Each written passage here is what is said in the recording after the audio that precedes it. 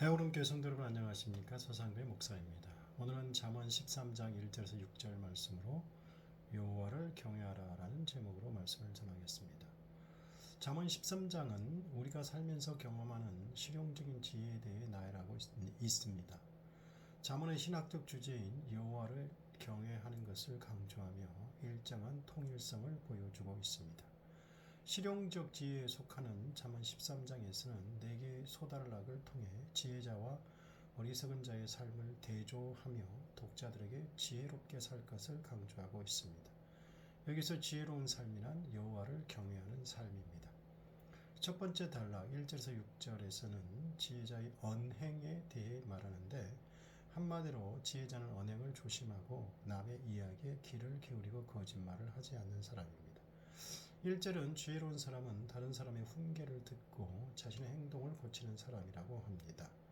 자신을 쳐서 지혜의 말씀에 복종하는 사람이 복된 인생을 사는 사람이라는 것입니다. 하지만 거만한 사람은 지혜의 말씀을 외면하고 파멸의 길을 간다는 것입니다. 2절은 1절 말씀을 듣고 행한 사람과 그렇지 않은 사람의 결과가 각각 제시됩니다. 아버지의 훈계를 받아들인 지혜로운 사람은 그의 인생이 열매를 맺고 풍요롭게 되지만 훈계를 거부한 어리석은 사람은 그의 인생에서 무슨 일을 한다 할지라도 강포한 결과를 낳게 될 뿐입니다. 3절에서도 훈계를 받아들인 사람과 그렇지 않은 사람의 결과를 말합니다. 지혜로운 사람은 그의 입을 통해 나오는 모든 말을 절제하고 조심하지만 어리석은 사람은 자기의 생각대로 아무 말이나 짓거린다는 것입니다. 언어를 절제한 지혜로운 사람은 생명을 보존하지만 함부로 입을 연 어리석은 사람은 파멸만이 그를 기다립니다. 4절은 지혜로운 사람이 바라는 것을 충분히 얻을 수 있지만 어리석은 사람은 아무리 바라는 것이 있어도 절대 아무것도 얻을 수 없음을 말합니다. 5절은 2, 3절과 같이 선하고 진실된 말의 중요성을 다시 한번 강조합니다. 6절은 소단락의 결론을 내리고 있는데 여기서는 특이하게 신학적 지혜 부분에 나왔던 지혜의 의인화와 같이 의와 악이 의인화되어서 의인은 정직한 자를 보호해주고 악은 죄인을 피해망게 한다고 말합니다. 두 번째 단락 7절에서 11절에서는 지혜자의 재물 문제에 대해 다룹니다. 잠언의 기자는 지혜자란 재물 문제에 있어서도 항상 여호와를 경외하는 마음으로 의롭게 사는 사람이라고 말합니다. 그에게 부는 더 이상 가장 큰 관심사가 아닙니다. 잠언의 기자는 지혜자를 허세 부리지 않으며 가난할지라도 근심이 없고 재물이 들어도 재물로 말미암아 다툴 일이 없으며 재산의 형성에서도 정당한 절차를 밟는 사람이라고 소개합니다. 7절은 가진 것이 없어도 허세를 부리는 어리석은 사람이 있는 반면에 가난한 것 같으나 실제로는 부자인 지혜로운 사람이 있다고 합니다. 이 말씀은 실속 없이 허세를 부리며 어리석게 살지 말고 여호와를 경외하며 내실 있게 지혜로운 삶을 살라는 권고입니다. 8절에서도 부유한 자와 가난한 자의 대조가 이어집니다. 잠언의 기자는 부유한 사람들이라고 해서 다 행복한 사람이 아니며 가난한 사람이라고 해서 다 불행한 사람이 아니라고 말합니다. 9절에서는 소달락의 주제가 나타납니다. 지혜자를 상징하는 의인의 빛은 밝게 빛나지만 어리석은 자를 상징하는 악인의 등불은 꺼져 버린다는 것입니다. 이 말씀은 잠언의 주제를 강하게 나타내는 말로 의인의 길은 여호와께서 인정하나 악인의 길은 망할 것이라는 의미입니다. 10절도 재물과 연관된 지혜라고 볼 수 있습니다. 교만한 자는 수단 방법을 가리지 않고서도 더 많은 재물을 끌어모으기 위해 결과적으로 큰 다툼이 일어나지만 지혜 있는 사람은 남의 충고를 받아들이므로 재물로 말미암아 다툼이 일어날 일이 없다는 것입니다. 11절은 재물과 관련된 소달락을 마무리하면서 삶의 지혜를 들려줍니다.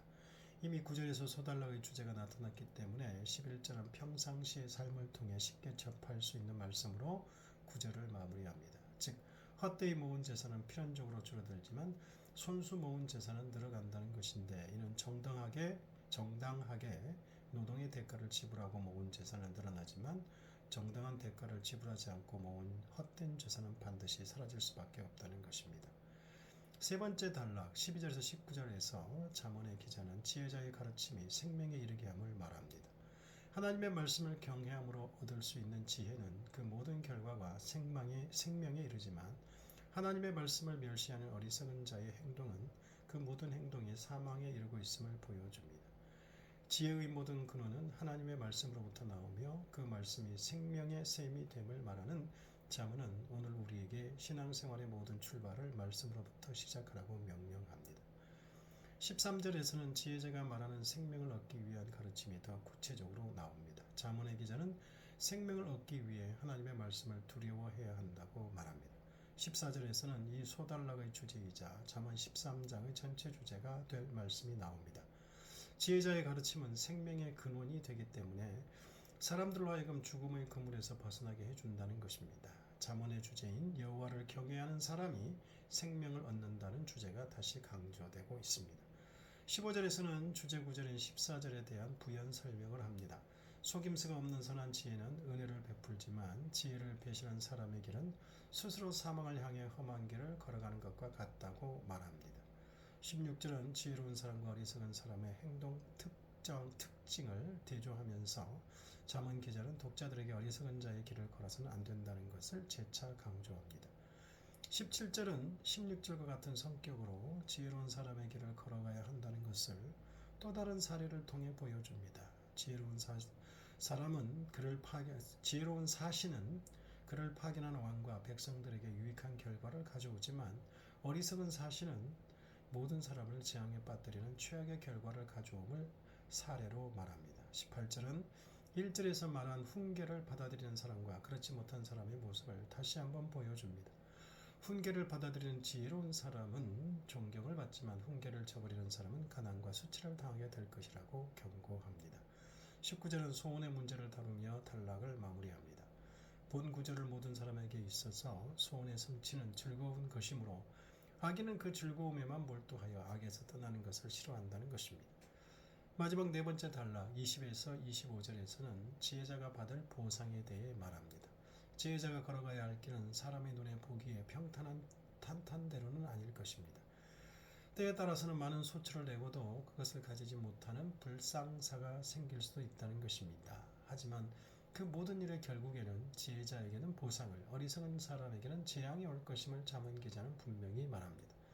20절 이하부터는 지혜로운 사람이 받을 보상과 어리석은 사람이 받을 재앙에 대해서 말합니다.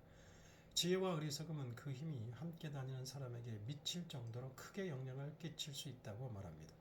지혜로운 사람과 함께 다니면 지혜를 얻지만 어리석은 사람과 함께 다니면 해를 입는다는 것입니다.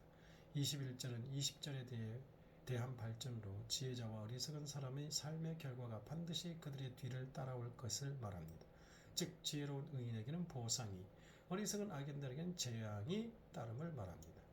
22절은 독특하게 선한 사람의 결과와 악한 사람의 결과를 나타내고 있습니다. 즉 선한 사람의 유산은 당연히 자기 당대에 누릴 뿐 아니라 자손 대대로 이어지지만 악한 사람의 재산은 자기도 누리지 못할 뿐 아니라 자손에게 물려주기는커녕 그가 현재 가지고 있는 것도 의인의 소유가 되어버린다는 것입니다.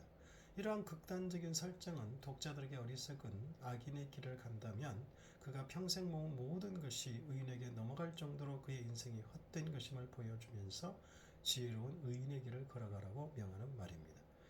23절의 말씀은 22절과 서로 반대되는 경우를 제시하는 것으로 가난한 자의 얼마 안 되는 밭에서도 노력 여하에 따라 많은 소출을 거둘 수 있지만 사회적 불이함 때문에 때에 따라서는 그것을 빼앗길 수 있다는 것을 보여줍니다.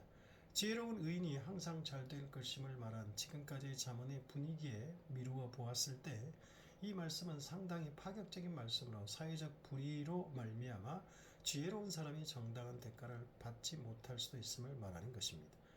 24절에서는 그 말씀의 방향을 교육에 돌리고 있습니다. 매를 아끼는 것은 자식을 사랑하지 않는 것이며 자식을 사랑하는 사람은 훈계를 통해 양육한다고 말합니다. 지혜로운 사람은 그의 자식을 방관이 아닌 적극적인 훈계를 통해서 자녀를 지혜로운 자의 반열로 이끌 수 있다는 말씀입니다. 25절은 지혜자의 보상에 대해 말하는 소단락의 주제를 강조하며 13장을 마치고 있습니다. 의인은 배불리 먹지만 악인은 배를 줄일 정도로 배고픔 당할 것을 보여주면서 지혜로운 자의 풍성함과 어리석은 자의 빈곤함을 대조합니다. 잠언의 기자는 13장을 마무리하면서 지혜로운 의인은 반드시 보상받을 것임을 말합니다. 기도하겠습니다. 하나님 아버지, 하나님의 말씀의 훈계를 받아들이고 순종하는 자와 하나님의 말씀의 훈계를 거절하고 악한 길을 가는 자의 인생의 결말을 말씀을 통해서 보았습니다. 그러나 인생을 살다가 반대의 경우가 있다 할지라도 하나님의 말씀을 믿고 신뢰하여 끝까지 올바르게 살게 하여 주옵소서. 하나님의 백성으로서, 구원받은 하나님의 백성으로서 올바로 살게 하옵소서. 예수님 이름으로 기도드려옵나이다.